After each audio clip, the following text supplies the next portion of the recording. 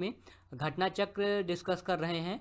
1990 के बाद से जितने भी पॉलिटी एंड गवर्नेंस के क्वेश्चन हैं in various examination, polity and governance के सेक्शन से जो भी क्वेश्चन है वो हम लोग देख रहे हैं in a revision mode, fast forward करके जल्दी जल्दी देख रहे हैं हम लोग। Question number 101, which one of the following rights is available to all persons under Indian constitution. यहाँ पर जो ऑल पर्सन शब्द लिखा गया है, ऑल पर्सन, इसका मतलब क्या होता है कि it is talking about Indians as well as foreigners. All persons मतलब सभी को कौन सा राइट है, अधिकार है जो मिला हुआ है। इससे पहले हमने कई क्वेश्चन में डिस्कस किया गया है कि कौन से राइट्स हैं जो इमरजेंसी के समय सभी नागरिकों को रहते हैं, कौन से नहीं रहते हैं, कौन से राइट्स हैं जो ओनली फॉर इंडियंस हैं, कौन से राइट्स हैं जो इंडियंस एंड फॉरेनर बोथ को हैं। तो ये सारे क्वेश्चन भी पूछा जाता है ऐसे, और उसी के तर्ज पर ये क्वेश्चन है। तो जो आर्टिकल 14 है, आर्टिकल 14 क्योंकि हमारा कॉन्स्टिट्यूशनल वैल्यूज़ है, right to equal protection for the law, कोई भी व्यक्ति है वो उसको कानूनी सहायता देना क्या है, उसको कानूनी सहायता मिले, कानून उसको समान संरक्षण दे, ये आर्टिकल 14 कहता है। इसलिए वो चाहे इंडियन हो या फॉरेनर हो, उसको आर्टिकल 14 इक्वली ट्रीट करता है। तो इसलिए बाकी जो नीचे के हैं तीनों लॉ, ये केवल इंडियंस के लिए ही हैं, ठीक है। चाहे right to liberty, cultural and educational rights and against discrimination, ये 15 आर्टिकल भी जो है क्या है, only for Indians, but article A is equally for everyone whether Indians और non Indians, but not enemy aliens. ऐसा नहीं होना चाहिए कि हमारे शत्रु राष्ट्र का हो, लेकिन फॉरेनर्स को भी आर्टिकल 14 है। Next question is question number 102, choose the following rights available to Indian citizen but not aliens. अब आपको इसमें क्या करना है, एलियंस को नहीं है, यानी कि फॉरेनर्स को नहीं है, तो इंडियंस को क्या है, फॉरेनर्स को क्या स्वतंत्र रूप से भारत में आकर के फ्री स्पीच की स्वतंत्रता है। आप खुद सोच के देखो, क्या फॉरेनर कोई आके हमारे देश में जो भी मन चाहे वो बोल सकता है? नहीं। तो ऑप्शन 1 गलत हो जाएगा। अगर ऑप्शन 1 गलत हो गया तो 4 गलत हो जाएगा, एंड देन इसके साथ ये पहला ऑप्शन एलिमिनेट हो जाएगा। इक्वलिटी बिफोर लॉ, ये तो मिला हुआ है, ये सबको मिला हुआ है। क्यों? क्योंकि ये आर्टिकल 14 है। आर्टिकल 14 बहुत ही इम्पॉर्टेंट है, because it is about equal protection from the law. Right of minorities, हाँ ये भी मिला हुआ है, ऐसा नहीं है कि राइट ऑफ माइनॉरिटीज़ नहीं मिले हैं, मिले हैं। Protection of life and liberty, ये भी मिला हुआ है। तो ये दोनों मिले हुए हैं। लेकिन अब आपको ये देखना है कि ये जो इसमें राइट ऑफ माइनॉरिटीज़ लिखा गया है, इसमें एजुकेशनल एंड कल्चरल राइट्स आता है, तो वो नहीं मिला हुआ है। अगर मतलब कि आप देखेंगे तो आर्टिकल 29 में आर्टिकल 28 तक ही मिला गया है, मतलब 25 से 28 वाला जो सेक्शन है वो प्रोफेस प्रैक्टिस रिलीजियस अफेयर्स उसमें मिला हुआ है, लेकिन माइनॉरिटीज़ के राइट्स नहीं मिले हुए हैं। तो ये तीसरा गलत हो जाएगा। तो आप ये ध्यान में रखना, माइनॉरिटीज़ के राइट्स नहीं मिले हुए हैं, यानी 14 मिला हुआ है एंड 21 मिला हुआ है, यानी सेकेंड एंड फोर्थ ये सही हो जाएगा। Second and fourth option C सही हो जाएगा इसमें। ये जो right of minorities, I am sorry for that, वो नहीं मिला हुआ है। वो केवल और केवल आप देखें 25 से 28 तक के जो आर्टिकल्स हैं, इनफैक्ट हमने इससे पहले एक सेपरेट वीडियो भी बनाया है जिसमें कहा था 20 से लेकर के जो 28 तक के वीडियोज़ हैं, आर्टिकल्स हैं सॉरी, फंडामेंटल राइट के, वो सबको अवेलेबल है, यानी फॉरेनर्स को भी अवेलेबल है। लेकिन 29 and 30 article 29 and 30 this is only for Indians. अगला क्वेश्चन देखते हैं, इसको पॉज करके आप अटेम्प्ट कर सकते हैं, हम जल्दी जल्दी जल्दी देखेंगे इसको फॉरवर्ड करके। A British citizen staying in India can not claim right to freedom of trade and profession. हाँ, कोई भी ब्रिटिश का नागरिक है वो भारत में आकर करके क्लेम नहीं कर सकता है राइट को। वो कर सकता है व्यापार, वो कर सकता है प्रोफेशन कर सकता है, बट अगर वो ना कर पाए तो उसको अपना अधिकार नहीं समझेगा। तो ऑप्शन ए सही हो जाएगा। बाकी ये भी उसको प्रोटेक्शन रहेगी, ये भी रहेगी, ये भी रहेगी, ठीक है। ये आर्टिकल 25 हो जाएगा, ये 21 हो जाएगा और ये 14 हो जाएगा, ठीक है। लेकिन पहला ये नहीं हो पाएगा, freedom of trade and profession, यानी ये इक्वलिटी ऑफ अपॉर्चुनिटी की बात कर रहा है, आर्टिकल 15 की और 16 की बात कर सकता है, तो वो उसको अवेलेबल नहीं होगा। Question number 104, which of the following has been recognised as a fundamental right by the supreme Court of India. Right to shelter नहीं, राइट टू शेल्टर का कॉन्सेप्ट नहीं है। लेकिन अगर आप ये ध्यान में रखें, एक क्वेश्चन हम लोग देखे थे इससे पहले और वो क्वेश्चन था कि अबाउट मेनका गांधी वाला केसला हमने देखा था 1978 में हुआ था, उस पर क्वेश्चन बहुत डिटेल में देखा था, वहाँ पर डिस्कस किया था कि right to equal pay for equal work, ये देखो डीपीएसपी का कॉन्सेप्ट है, ये डीपीएसपी का कॉन्सेप्ट है। तो ये अभी फंडामेंटल राइट इसको रिकॉग्नाइज नहीं किया गया है। लेकिन अगर देखें right to shelter and right to travel abroad, ये 21 के अंतर्गत रखा गया है। अब मैं आपको बताऊं, लक्ष्मीकांत का जो चैप्टर 7 है उसमें जब आप पढ़ेंगे 21 आर्टिकल, उसके नीचे बहुत सारी एक लिस्ट दी गई है कि इसके अंदर इसका स्कोप देखो आप, एक टर्म यूज होता है, इसका स्कोप कितना वाइड है। तो समय समय पर जब किसी व्यक्ति को, जैसे 1978 में मेनका गांधी वाला केस था, इन्होंने ट्रेवल जो है इन्होंने अप्रोच किया था सुप्रीम कोर्ट के, तो वहाँ पर राइट टू ट्रेवल अब्रॉड मतलब बाहर जो विदेश जाने के को भी आर्टिकल 21 में रखा गया है भाई। किसी की वो जीवन की जीने की स्वतंत्रता का अधिकार है, जीवन का लिबर्टी एंड उसकी लाइफ का क्वेश्चन हो सकता है, इसलिए इसको भी 21 में रखा गया। यानी पहला एंड दूसरा सही है, बट तीसरा जो है अभी, हालांकि सुप्रीम कोर्ट ने इसका स्कोप बड़ा किया है कि equal pay for equal work, इसको इन्फोर्सेबल बनाया है, बट फंडामेंटल राइट के रूप में अभी भी इसको मान्यता मिलना बाकी है, इसलिए इसका ऑप्शन ए हो जाएगा। एंड पॉज करके अटेम्प्ट कर सकते हैं। The supreme court has held the hosting of national flag at the top of private building is a fundamental right of every citizen. Article 19 हो जाएगा, 19 का ये। यहाँ पर थोड़ा कन्फ्यूजन हो सकता है, 2016 में क्वेश्चन है, लेटेस्ट पूछा गया है कि भाई देखो, अगर आप अपने घर के प्राइवेट बिल्डिंग पे क्या लगा रहे हो, इंडियन फ्लैग लगा रहे हो, ये आपका फंडामेंटल राइट है। आर्टिकल 19 के 19 सब क्लॉज वो ए के अंतर्गत। क्यों? क्योंकि ये आपको एक तरह का फ्रीडम ऑफ एक्सप्रेशन दे रहा है कि आप झंडा लगा रहे हो, अपने आप को एक्सप्रेस कर रहे हो, अपने कंट्री का लव, प्रेम, स्नेह अपने देश के प्रति आप व्यक्त कर रहे हैं। Which articles of Indian constitution safeguard the one's right to marry, कोई भी व्यक्ति अपनी पसंद से शादी करना चाहता है, ये आर्टिकल 21 का अधिकार है। ये अभी लेटेस्ट क्वेश्चन पूछा गया है in IAS prelims 2019। Consider the following statement, no one can be compelled to sing national anthem since it will be violation of rights to freedom of speech and expression. It will be violation of right to freedom of conscience and practice and propagation of religion. There is a no legal provision obligating anyone to sing national anthem. ये तीनों सही है, लेकिन अब आपको ध्यान में रखना, ये 1996 में क्वेश्चन पूछा गया। अभी लेटेस्ट नेशनल एंथम पर कई सारी गाइडलाइनें आई थी, 1-1.5 साल पहले ये काफ़ी न्यूज़ में था कि थिएटर में एंथम गाना चाहिए या नहीं गाना चाहिए, स्कूलों में, ठीक है। तो ये इस पे सब पे आर्टिकल समय समय पे आते हैं, ये इसको आप होमवर्क की तरह लीजिए और नेशनल एंथम पर एक बढ़िया 10-20 मिनट आप खर्च करके एक रिपोर्ट, एक मतलब एक अच्छा खासा टाइम देके उस पर आप देखिए कि समय समय पर about national anthem supreme court की क्या राय रही है और लेटेस्ट प्रोविज़न क्या है। For the sake of convenience I am giving you hint कि सुप्रीम कोर्ट ने कहा है, इससे पहले एक अगर केसला अगर आप चाहें तो भी आ सकते हैं, Bijoy Emmanuel versus state of Kerala, इसमें हाई कोर्ट का जजमेंट था, ठीक है। लेकिन उसको फिर सुप्रीम कोर्ट ने पलटते हुए कहा था कि no provision of law oblige anyone to sing the national anthem. कोई हमारे देश में ऐसा प्रोविज़न नहीं है, ऐसा कोई कानून नहीं है कि आपको नेशनल एंथम गाना ही गाना है।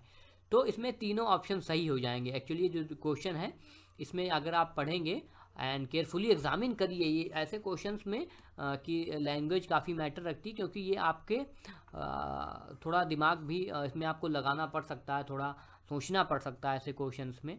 और तीनों ही बहुत ही अच्छे जो है इसमें स्टेटमेंट दिए गए हैं।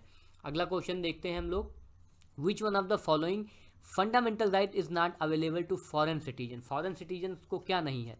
बी नहीं है, इसमें बी देखो आप, बी क्या है? फ्रीडम ऑफ एक्सप्रेशन नहीं है, उसको 19 का ए नहीं है, बाकी उसको 23 का भी अधिकार है, आर्टिकल 23, आर्टिकल 21 है ये, और आर्टिकल 14 है, वो भी मिला हुआ है, बट 19 नहीं मिला हुआ। 2007 और 15 में क्वेश्चन पूछे गए हैं। Which one of the following articles of Indian constitution is related to equality before law. Again equality before law मतलब article 14। And which one of the following rights are not available to all person in India. Not all person in India, तो मतलब कि ये किसके बारे में, जो सभी को नहीं मिल सकते हैं। जैसे 14 तो भाई सभी को मिलता है, आर्टिकल 14 सबको मिल सकता है, आर्टिकल 15 सबको नहीं मिल सकता, एंड आर्टिकल 19 भी सबको नहीं मिल सकता, एंड आर्टिकल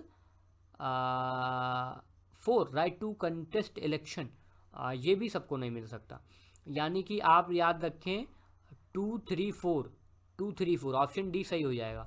ठीक है, तो कि कोई फॉरेनर भारत में ही आके उसको राइट की तरह क्लेम नहीं कर सकता कि हमें इलेक्शन लड़ना है आपके देश में। उसके लिए अलग मापदंड है। Which one of the following rights conferred by the Constitution of India is also available to non citizens। तो 32, हाँ 32 सबको मिला हुआ है। मतलब 32, देखो 32 में क्या होता है, आप सुप्रीम कोर्ट या हाई कोर्ट को अप्रोच कर सकते हो अगर आपका फंडामेंटल राइट का वायलेशन हुआ है। जैसे कोई भारत में विदेशी आता है, उसको तो आर्टिकल 14 मिला हुआ है क्योंकि वो विदेशी है, लेकिन उसको आर्टिकल 14 मिला हुआ है, आर्टिकल 21 भी मिला हुआ है उसको। ठीक है, ऐसे ही आर्टिकल उसको 32 मिला हुआ है। तो वो जब उसका 21 या 14 का उसका अगर उसको लगता है कि वायलेशन हो रहा है, तब वो आर्टिकल 32 का प्रयोग करके कोर्ट को अप्रोच कर सकता है, even though he is a foreigner. तो इसमें ऑप्शन क्या सही हो जाएगा, 111 जो क्वेश्चन नंबर है उसमें ऑप्शन 1 सही हो जाएगा। क्यों? क्योंकि this article is about constitutional remedies and this article is also called as heart and soul of Indian constitution which अब ये क्वेश्चन काफ़ी, जो अगला क्वेश्चन है ये काफ़ी ही बेहतरीन क्वेश्चन है, इसकी लैंग्वेज आपको पढ़नी चाहिए।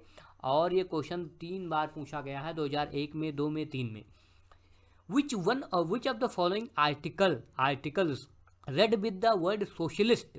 अब नीचे जितने भी आर्टिकल दिए गए हैं, इन आर्टिकल्स का सोशलिस्ट शब्द से जो प्रियम्बल में लिखा गया है of Indian constitution enable the supreme court to deduce a fundamental right to equal pay for equal work. देखो equal pay for equal work का जो कॉन्सेप्ट है, ये अगर आप डीपीएसपी को पढ़ेंगे तो वहाँ से जनरली निकल कर आता है, लेकिन सुप्रीम कोर्ट ने अभी कहा है, तो इसका आर्टिकल इसमें कौन सा ऑप्शन सही हो जाएगा, इसमें डी सही हो जाएगा। अगर आप इसको एग्जामिन करेंगे तो पाएंगे जो सोशलिस्ट वर्ड है प्रियम्बल का, उसका क्या मतलब है कि जो बेस्ट पॉसिबल आंसर है वो 4 और 16 है। अब इसमें ऐसे आपको समझ में नहीं आएगा, अब इसमें सुप्रीम कोर्ट को भी इसने कोट किया है।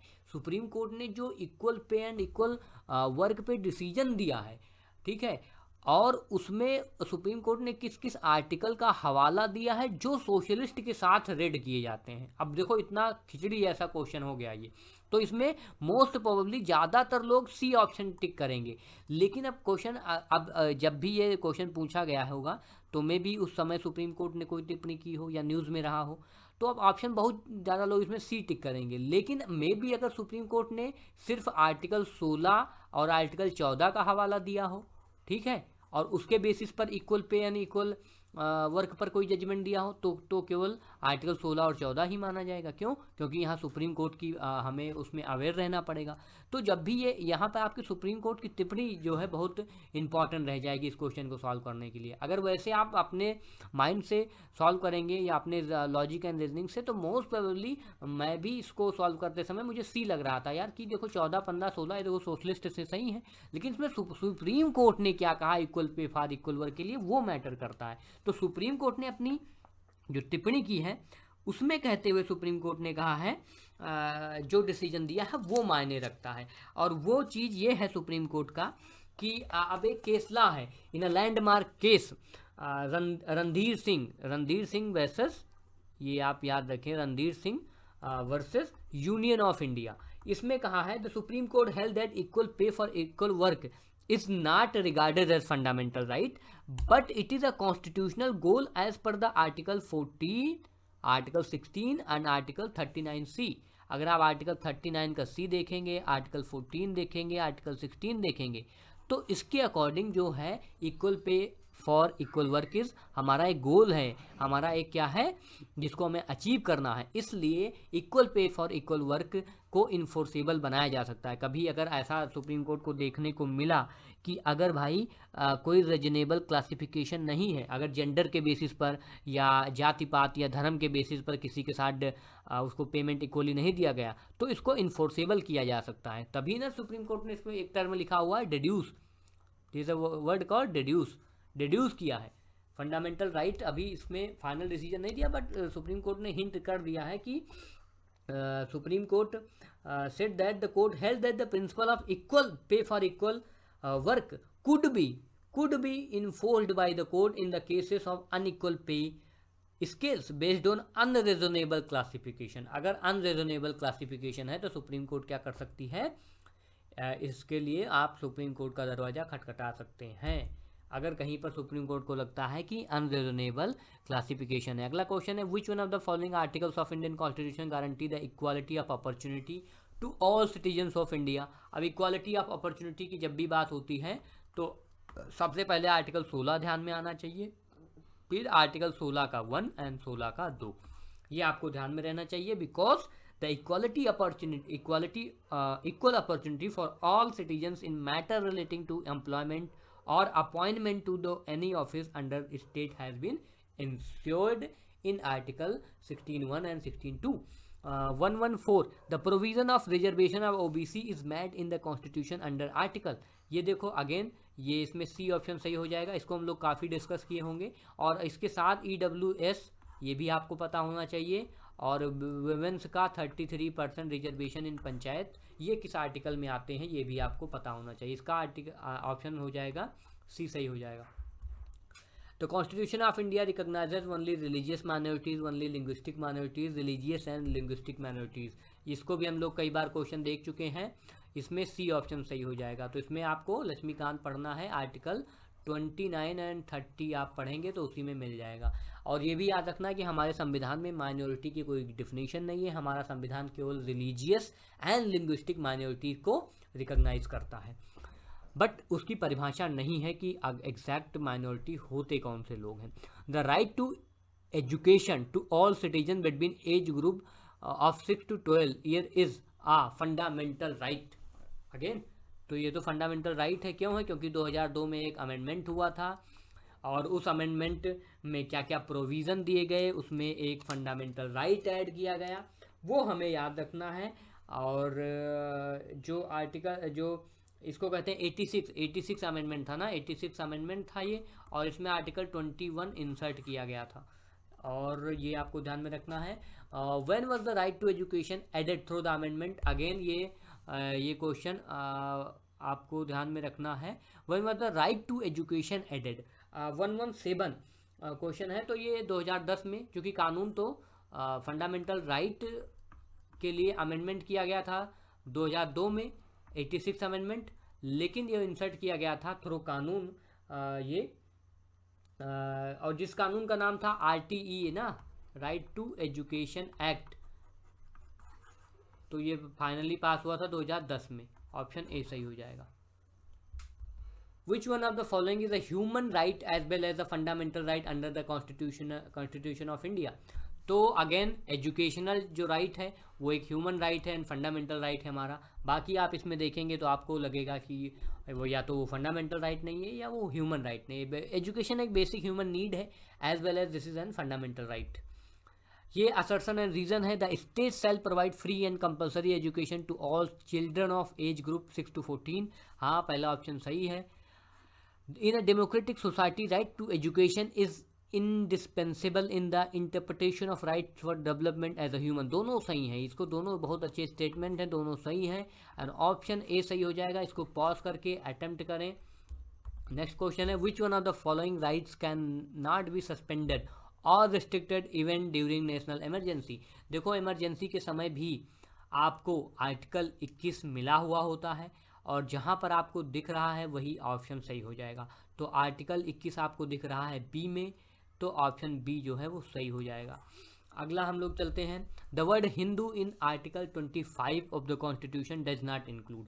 जहाँ भी संविधान में आपको हिंदू शब्द मिले उसका मतलब होता है उसमें बुद्धिस्ट, उसमें महावीर साहब का जो जैन धर्म है वो, और जो सिख हैं वो तीनों इसमें इंक्लूड होते हैं। पारसीस उसमें इंक्लूड नहीं है, तो ऑप्शन सी सही हो जाएगा। इन इंडिया, और इसके पीछे एक बहस भी चल रही है कि हिंदू कई बार सिख या जैन धर्म का कुछ इशू होता रहता है, इस पर आर्टिकल्स आते रहते हैं कि इसमें कुछ चेंज करने की ज़रूरत है या नहीं, उससे भी आपको अवेयर रहना चाहिए। In India if a religious sect community is given the status of national minority, what special advantages it is entitled। इसके लिए आपको आर्टिकल 29 एंड 30 को अच्छे से पढ़ना चाहिए, क्योंकि अगर आपको आर्टिकल 29 एंड 30 आता है तो आप इस ऑप्शन को सही करेंगे। इसका ऑप्शन सी सही होगा। क्यों? क्योंकि अगर आप माइनॉरिटीज़ के नज़रिए से देखेंगे तो it can establish and administer exclusive educational institution and it can derive benefit from the prime minister's 15 point programme. ठीक है, लेकिन the president of India automatically nominate a representative, ये नहीं है। तो ये तो किसी दूर दूर से ऑप्शन 2 नहीं है, तो 1 एंड सी ऑप्शन सही हो जाएगा। अगला क्वेश्चन देखते हैं। An accused of any offence can not be compelled to be a witness against himself which articles of Indian constitution. Article 20 का 3 है, वो एक टर्म होता है, बहुत ही गजब का टर्म है, वो आपको ध्यान में रखना चाहिए। And the term is self incrimination. जो लोग कानून पढ़ते होंगे उनको जरूर पता होगा सेल्फ इनक्रिमिनेशन। ये शब्द लिखा गया है लक्ष्मीकांत में भी ब्रैकेट में, आप इसको पढ़ें। द सेल्फ इनक्रिमिनेशन का मतलब यही होता है कि कोई भी व्यक्ति अपने गुनाहों के प्रति खुद गवाह नहीं दे सकता। ठीक है, जैसे कोई भी व्यक्ति कोई XYZ है, कोई काम करता है और वही व्यक्ति कह दे खुद की भाई हमने ये मर्डर किया, हमने ये कर लिया है कोर्ट के सामने, तो उसको विटनेस नहीं माना जाएगा। क्यों? क्योंकि कोर्ट ये कहता है कि it is based on a legal presumption that accused is innocent. जो भी अक्यूज्ड है, जो भी जिसके ऊपर ये आरोपित जिसके ऊपर ये आरोप लगाया जा रहा है, वो तब तक इनोसेंट है तब जब तक प्रोसिक्यूटर जो है उसको गिल्टी साबित ना कर दे। इसलिए वो अपने ही खिलाफ कोई भी व्यक्ति क्या है सेल्फ इंक्रिमिनेशन या गवाह नहीं बन सकता है। Which articles of constitution provide protection to accused. Protection to accused कौन सा आर्टिकल देता है? आर्टिकल 20, आपको ये पता होगा।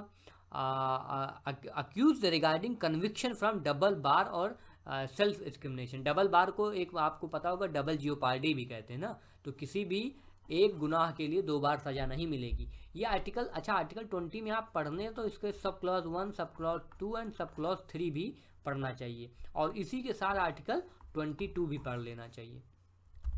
No person shall be prosecuted and punished for the same offence. Article 20 कहता है ये, और इसी को कहते हैं प्रिंसिपल ऑफ डबल जियोपार्डी। किसी को 2 बार सजा नहीं दी जा सकती है एक क्राइम के लिए। In which articles of Indian constitution doctrine of due process of law is included.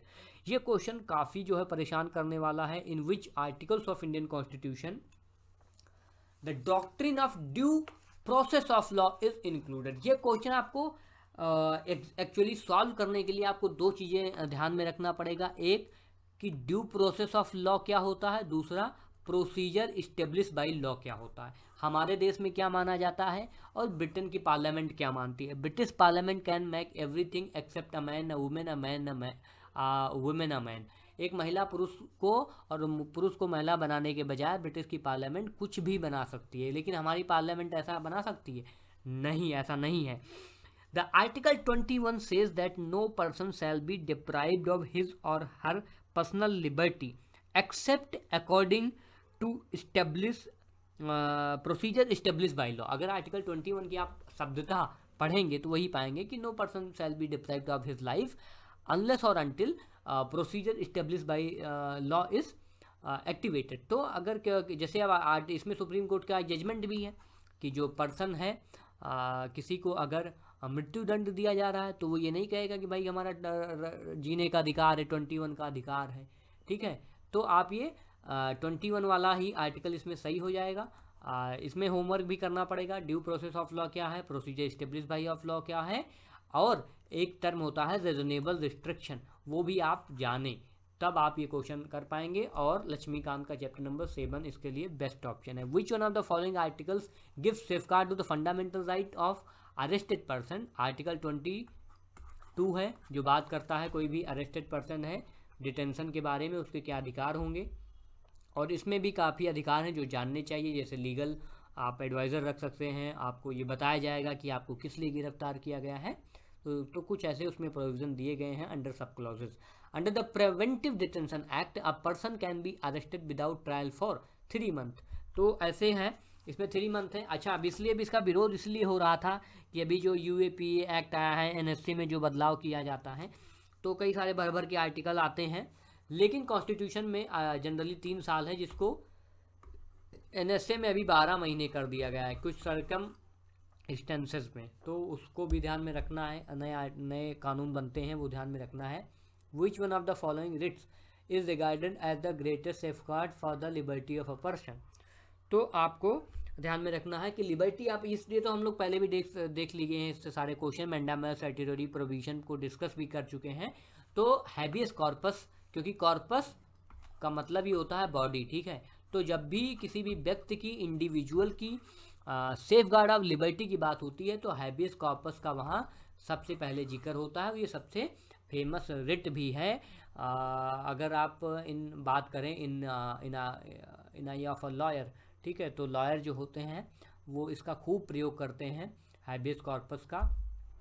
The bonded labour was abolished in India by an act of parliament enacted in year 1976। अब ये क्वेश्चन तो ऐसे है कि अगर आप जानते हैं कि, और ये जानना भी चाहिए क्योंकि मेंस के लिए काफ़ी हेल्पफुल हो सकता है, कि जो अपने देश में है, पहले तो ऑर्डिनेंस बनाया गया था, लेकिन हमारे देश में एक कानून है, the bonded labour system abolition bill 1976, which was passed by both the houses of parliament and it becomes an act in 1976। तो 1976 में आपको ये ध्यान में रखना है कि हमारे देश में बंधुआ की जो समस्या है मजदूरों की, उसको ख़त्म करने के लिए कानून बनाया गया, and this was made in 1976। हालांकि इसके पहले एक ऑर्डिनेंस भी पास कराया गया था 1975 में, बट वो उतना आपको ध्यान में नहीं रखना है। आपको ये ध्यान में रखना चाहिए कि हमारे देश में इसके प्रति एक कानून है, और वो कब बनाया गया था, उसका नाम क्या है, ये। The child labour was prohibited in hazardous employment by all of the above, ठीक है, इसमें सारों सही हो जाएंगे। कॉन्स्टिट्यूशन में आर्टिकल 24 है, और जजमेंट ऑफ सुप्रीम कोर्ट तो देता ही रहता है, यूनाइटेड नेशन का चार्टर भी होगा, तो इसमें थोड़ा सा लॉजिक रीजनिंग लगाना है, कॉमन सेंस सही हो जाएगा। Rights without duties are like man without shadows, ये एक पॉलिटिकल साइंटिस्ट है, उनका कोटेशन है, इसको आप सर्च करिए, you can use it anywhere in the essay. In the context of India, which one of the following is the correct relationship between rights and duties? The rights are correlative with duties. Exactly, यही सही ही है। जो rights होते हैं वो हमारे, उनके बिना ड्यूटीज कुछ नहीं है। क्यों? क्योंकि rights without duties are like men without shadow. और यही बात हमारी जो शेरनी थी, इंदिरा गांधी जी, लोह स्त्री जिन्हें कहा जाता था, काइंड ऑफ बहुत ही एक करेजियस लेडी थी, प्राइम मिनिस्टर थी हमारे, वो भी ये मानती थी कि जो ड्यूटी है लोगों की, ड्यूटी को भी लोगों को तवज्जो देनी चाहिए। लोग अपने अधिकारों को क्लेम करते रहते हैं, लेकिन उन्हें अपने ड्यूटी के प्रति भी अवेयर होना चाहिए। That is why the rights and duties are correlative. अगला क्वेश्चन है, right to privacy is a protected. देखो ये क्वेश्चन 2018 में IAS में पूछा गया है, and this question is highly, आपको ये लगेगा कि करंट अफेयर्स का क्या यूज़ होता है। The right to privacy is protected as an intrinsic part of right to life and personal liberty. Which one of the following in the constitution of India correctly and appropriately imply. अब देखो इसमें पुट्टा स्वामी साहब का जो retired justice थे, पुट्टा स्वामी का case ला बहुत ही famous है राइट टू प्राइवेसी में। पुट्टा स्वामी का केस ला में क्या सुप्रीम कोर्ट ने कहा था कि जो राइट टू प्राइवेसी है वो क्या है, फंडामेंटल राइट है। तो आप इसको याद रखेंगे, और इसका ऑप्शन सी हो जाएगा, the article 21 and the freedom guaranteed in part 3। क्यों? जो राइट टू प्राइवेसी है वो हमारे जीवन जीने का अधिकार है, और जीवन जीने के अधिकार के अंतर्गत ही रखा गया है गोपनीयता का अधिकार, कि कोई भी व्यक्ति अपने पर्सनल स्पेस में, पर्सनल लाइफ में क्या कर रहा है, ये किसी और को अधिकार नहीं है। And this was a landmark judgment of Supreme Court of India, which hold that right to privacy is protected as a fundamental right under the Article 21 of the Constitution, and hence option C is correct। तो यहीं तक रखते हैं। ये हम लोगों ने fundamental right देख लिए हैं, इसको आप पॉज करके अटेम्प्ट करें ये सारे क्वेश्चन। ये क्वेश्चन थे टिल 134 क्वेश्चन फंडामेंटल राइट से थे। घटना चक्र देख रहे हैं, बस इसमें आपको देखना है, आगे बढ़ना है, कुछ ज़्यादा दिमाग नहीं लगाना है। क्वेश्चंस काफ़ी इजी हैं। जो क्वेश्चंस नए या हाल ही में एग्ज़ाम में पूछे जाते हैं, उनकी लैंग्वेज काफ़ी अच्छी होती है और वो उनके ऑप्शन भी, स्टेटमेंट भी काफ़ी अच्छे होते हैं। अगले पार्ट में हम लोग देखेंगे फंडा DPSP, directive principle of state policy के रिस्पेक्ट में जितने भी क्वेश्चन पूछे गए हैं इन वेरियस एग्जामिनेशन। तब तक के लिए stay blessed, stay safe, have a good day.